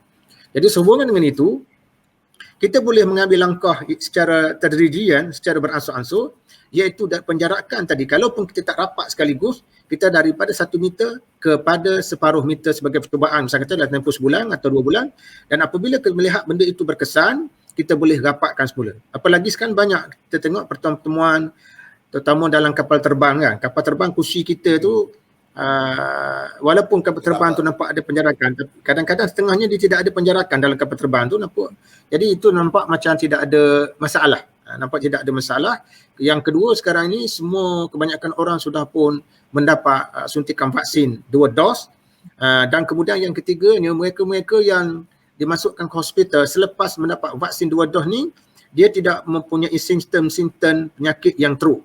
Maknanya dia masuk dalam tempoh 2-3 hari dia dah keluar. Tidak seperti mereka yang tidak mendapat suntikan 2 dos vaksin anti COVID-19 tadi. Itu yang berlaku. Jadi perkara ini bagi saya amat sesuai lah untuk dilihat semula supaya kita tengok dia punya penjarakan tadi sama ada nak dikekal ataupun nak dirapatkan sedikit demi sedikit. Contohnya lah, sebagai satu Perlis ni untuk Bapak Dr. Khairuddin, Perlis dia selalu tampil ke depan dalam fatwa, lebih mendahului negeri-negeri lain. Kadang-kadang kita keluar ke depan 2-4 bulan, lepas itu dia akan diikuti oleh negeri-negeri lain. Perlis ni dia anggap style bentuk keluar fatwa Perlis ni dia macam Muhammadiyah juga. Sebab Perlis ni dia tidak terikat dengan mazhab. Perlis menghormati mazhab, tapi Perlis dia tidak terikat mazhab. Perlis kena faham, bukan Perlis anti mazhab dah. Perlis menghormati semua mazhab, mengambil kira semua mazhab, tapi dalam fatwa kita tidak terikat. Jadi perkataan tidak terikat tu maknanya kadang-kadang fatwa kita tu berpihak pada mazhab Syafi'i. Kadang-kadang berpihak pada mazhab lain. Kadang-kadang berpihak pada mazhab Hanafi, begitu. Itu yang berlaku di dalam konteks fatwa negeri Perlis. Maka begitu juga perkara-perkara lain. Contoh kita kata sembahyang sembahyang berjamaah. Setakat ni di Malaysia, sepanjang wabak pandemik ini berlaku, sembahyang berjamaah tidak pernah ditangguhkan. Sembahyang Jumaat pun tidak pernah ditangguhkan. Cuma jumlah keahlian sahaja yang datang diperkecilkan. Daripada asal beribu kepada beratus, kepada 40, kadang-kadang kepada 16 dan kadang-kadang kepada 12 orang saja. Tidak pernah ditangguhkan kecuali sesuatu masjid yang telah dijangkiti dan disahkan oleh pihak kementerian sebagai telah dijangkiti wabak tadi, maka masjid itu akan disanitize dan tidak dibenarkan untuk beribadah selama pun tidak lama, lebih kurang 3 hari saja. Lepas tu dihidupkan semula. Saya rasa mungkin pendekatan ni sama juga dilakukan di Indonesia rasanya. Rasanya sama. Sebab jumlah penduduk Indonesia ni saya rasa 280 juta lebih Doktor. Ya Prof. 280 juta lebih. Di Malaysia ni baru 32 juta. Itu pun berdasarkan kepada banci. Banci, minta maaf, banci ni bukan maknanya khunsa banci ni maknanya statistik. Dalam kitab ini Indonesia banci itu maknanya khunsa ini banci ni bukan khunsa, ini banci yang maksudnya di sini statistik pengiraan penduduk. Statistik pengiraan penduduk 10 tahun yang lepas. Itulah saya kata beberapa sikit ulasan saya tentang istihad yang telah dibuat di Perlis dan cadangan saya lah supaya benda tu dilihat semula supaya fatwa kita tu relevan. Bukan saja kita meraihkan nas, kita meraihkan maqasid, kita meraihkan waqi' dan juga kita meraihkan tanzil dan juga muwazanah. Jadi sekadar itulah pandangan saya. Terima kasih kepada pengurusi dan juga kepada Bapak Dr. Khairuddin kerana setia menunggu bersama kita pada hari ini. Aqulu qawli hadza wa astaghfirullahal azim li wa lakum. Wassalamualaikum warahmatullahi wabarakatuh. Waalaikumsalam Waalaikumsalam warahmatullahi warahmatullahi wabarakatuh. Okey, terima kasih Prof. Dr. Basri. Okey, tuan-tuan, kita berada di penghujung diskusi peradaban umat serumpun. Keperluan ijtihad dalam fiqh era moden. Itu tajuk yang kita bincangkan 1 jam hingga 1 jam 30 minit. Hak mana tempat-tempat yang kita kurang faham, kita boleh undur, kita boleh ulang balik sebab dia kekal dalam Facebook Jabatan Mufti, kekal dalam Facebook Maib dan Jaib, dan nanti tuan-tuan boleh buka dalam tu insya-Allah. Kita akan tengok perbahasan oleh panel yang pertama oleh Bapak Kiai Dr. Muhammad Khairuddin, kemudian Prof. Dr. Basri menceritakan tentang keperluan ijtihad. Jadi keperluan ijtihad memang sangat perlu. Jawapan kita kata perlu. Tetapi perlu itu dengan panduan. Walaupun orang awam terlibat dengan ijtihad dalam menentukan isu-isu yang berkaitan seperti masuknya waktu, seperti arah kiblat, dalam pemilihan nak vaksin ataupun tak, memerlukan ilmu juga untuk kita buat pilihan yang betul. Kemudian dari sudut perbezaan ijtihad itu biasa. Masing-masing ada pandangan, masing-masing ada sumber hukum. Semua ini membawa kepada ijtihad, dan keperluan ijtihad termasuklah zaman sekarang, bahkan panel kita sebut sampai kiamat. Jadi terima kasih kepada panel diskusi kita pada pagi ini. Yang pertama Bapak Kiai Dr. Muhammad Khairuddin Hamsin, Wakil Ketua Majlis Tarjih dan Tajdid Muhammadiyah, dan panel kita yang kedua Prof. Dr. Basri Ibrahim, Pensyarah Uniza dan selaku Ahli Jawatan Kuasa Fatwa Negeri Perlis. Dan ucapan terima kasih kita juga kepada pihak penganjur Jabatan Mufti Negeri Perlis dengan kerjasama Muhammadiyah. Tanpa Muhammadiyah pada pagi ini, mungkin diskusi ini tak berjaya juga kita laksanakan pagi ini. Terima kasih Muhammadiyah. Dan terima kasih kepada pihak Majlis Umat Islam dan Adat Sedap Melayu Perlis MAI. Dan terima kasih juga kepada Jabatan Hal Ehwal Agama Islam Perlis Jaib. Dan tidak dilupakan kepada para penonton sekalian, Muslimin Muslimat yang Nusantara, yang berada di Perlis, yang berada di Malaysia, yang juga berada di Indonesia. Terima kasih atas ketekunan tuan-tuan dalam melihat perbincangan diskusi peradaban umat serumpun pada pagi ini, dan mudah-mudahan Allah memberi kefahaman kepada kita. Allahumma faqihna fid din wa 'allimna at-ta'wil. Dan mudah-mudahan Allah memberkati kita semua, memberkati para panel, memberkati para penonton. Mudah-mudahan kita tangguhkan diskusi kita pada pagi ini dengan subhanakallah bihamdi asyhadu an la ilaha illa anta astaghfiruka wa atubu ilaik. Assalamualaikum warahmatullahi wabarakatuh. Waalaikumsalam Assalamualaikum warahmatullahi wabarakatuh.